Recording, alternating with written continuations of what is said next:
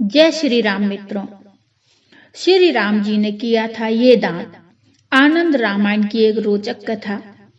मित्रों, आनंद रामायण के अनुसार राम राज्य स्थापित होने के बाद एक दिन जब भगवान श्री राम अपने महल में थे, तब उनसे मिलने महर्षि वेदव्यास अपने शिष्यों के साथ आए।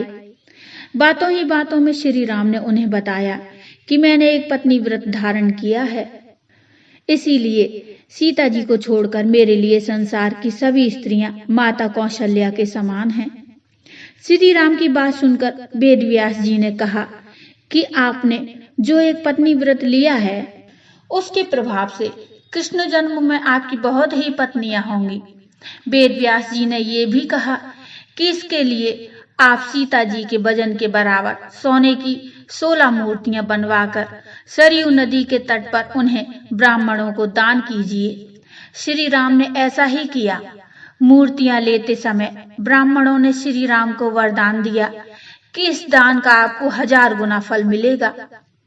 अगले जन्म में आपकी 16,000 पत्नियां होंगी। एक समय श्री राम अपनी सेना के साथ शिकार पर गए तो उन्हें जंगल में एक बहुत बड़ी गुफा दिखाई दी। उस पर एक बहुत ही विशाल पत्थर रखा हुआ था, जिसे हटाना किसी के बस में नहीं था। लेकिन श्री राम ने थोड़े ही प्रयास से उस पत्थर को हटा दिया। पत्थर हटाते ही उस गुफा में 4 स्त्रियां तपस्या करती हुई दिखाई दी। उनके शरीर का मांस गल चुका था, केवल हड्डियां ही शेष बची हुई थीं। श्री राम ने जैसे ही उन्हें स्पर्श किया, वे पहले की तरह सुंदर बन गईं। अब कौन थी वो स्त्रियां? श्री राम ने जब उनके बारे में पूछा तो उन्होंने बताया कि दुदुम्भी नामक दैत्य ने हमें एक अन्य 16,000 स्त्रियों को इस गुफा में बंदी बनाया हुआ है। वह राक्षस 1 लाख स्त्रियों से विवाह करना चाहता है। तब श्री राम ने उन्हें बताया कि दुदुम्भी को वाली ने मार दिया है। यह सुनकर वे स्त्रियां बहुत प्रसन्न हुईं। तब श्री राम ने उन्हें वरदान मांगने के लिए कहा। उन चारों ने श्री राम से कहा कि आप हमारे साथ गंधर्व विवाह कर लीजिए।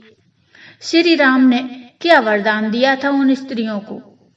श्री राम ने कहा कि इस जन्म में तो मैंने एक पत्नी का व्रत लिया हुआ है।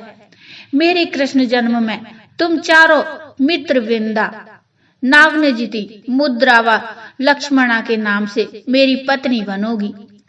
अन्य 16,000 स्त्रियों ने भी श्री राम से विवाह करने की इच्छा प्रकट की। तब श्री राम ने उनसे कहा कि द्वापर युग में दुदुम्भी दैत्य नरकासुर के नाम से जन्म लेगा। उस जन्म में भी वह तुम सभी को कैद कर लेगा। तब श्री कृष्ण अवतार में मैं उसका वध करूंगा और तुम सभी से विवाह भी करूंगा। यही कारण था कि श्री कृष्ण की 16,000 पत्नियां थीं। मन में रख श्री राम को, हृदय रखो तुम धीर। कृपा सिंधु रघुनाथ जी, हरते हर की पीर। तो बोलो जय श्री राम, जय श्री कृष्णा। मित्रों, ये छोटी सी कथा आनंद रामायण से ली गई है।